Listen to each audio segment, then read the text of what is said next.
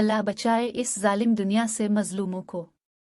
मेरा नाम फौजिया खटक है और मैं पेशे के एतबार से एक गायनाकोलॉजिस्ट डॉक्टर हूँ। तालीम पूरी होने के बाद मैंने एक मिलिट्री के सरकारी अस्पताल में नौकरी शुरू की।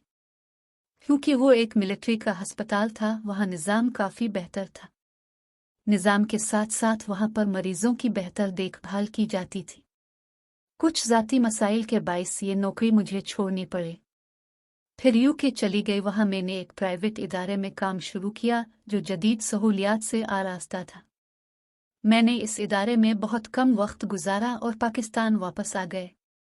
अब मैं कराची के एक प्राइवेट अस्पताल में काम करती हूँ।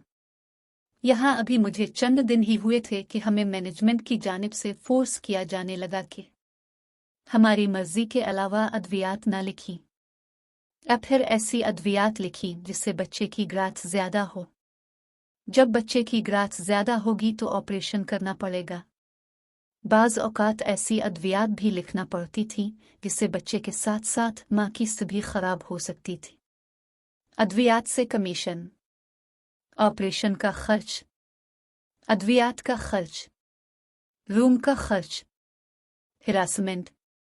मरीज के पास पैसे ना हों तो इलाज नहीं किया जाता, चाहे मरीज मर क्यों ना जाए। जब उन चीज़ों का डीपली हिसाब लगाया तो समझ आया ये तो धंधा है। एक बच्चे को इस दुनिया में लाने के लिए इसके माँ बाप को कितने जतन करने पड़ते हैं ये तो अल्लाह ही बेहतर जानता है।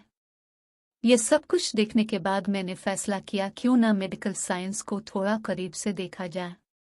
तो इस वक्त मैं हैरान रह गई जब मुझे ये पता चला कि इंसान पहले खुद मस्नूई बीमारियों को पैदा करता है, फिर उनकी अद्वियात बनाकर अरबों डॉलर कमाता है।